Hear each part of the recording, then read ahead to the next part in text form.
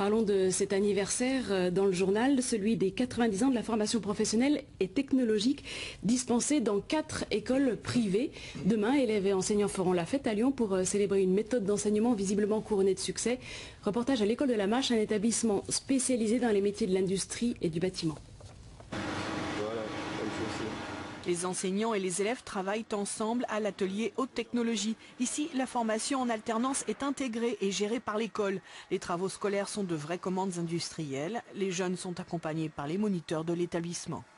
Ça nous demande un investissement supplémentaire, mais l'avantage c'est qu'on garde le contact avec l'industrie tout en travaillant avec des élèves avec lesquels on peut leur donner notre savoir-faire. Après, tu crées ton imbrication dans la tôle. Les 900 élèves sont ainsi séduits par ces projets industriels. Le challenge les motive bien plus que de simples exercices. On est mieux préparé, comme ça quand on arrive dans les entreprises plus tard, on sait à peu près ce qu'on doit faire, on est mieux formé, on a une habitude du travail, de ce qu'on doit faire, donc c'est une bonne formation. De la 3e découverte professionnelle au Bac+5, des métiers de l'industrie et du bâtiment, l'offre de formation est variée, en lien avec 2500 entreprises partenaires. On reproche souvent à l'éducation nationale d'être en décalage, c'est-à-dire de mal préparer les élèves à la réalité professionnelle. Là, on ne peut pas faire autrement que de coller à la réalité professionnelle, puisqu'on travaille comme dans une entreprise. En 1920, l'abbé Lamache fonde cette école à Lyon. Elle doit former des ouvriers qualifiés qui puissent devenir contremaîtres et cadres.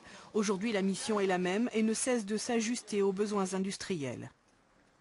Lamache a une particularité très forte de pouvoir former la tête et les jambes, c'est-à-dire des personnes qui savent travailler concrètement dans les ateliers et qui puissent aussi conceptualiser, diriger, encadrer après dans le monde industriel. Au Centre international de langue, les étudiants en licence, coordination de projets, apprennent et échangent avec les autres cultures. L'école affiche 90% de réussite aux examens. Elle est devenue une fondation placée sous le signe du développement durable.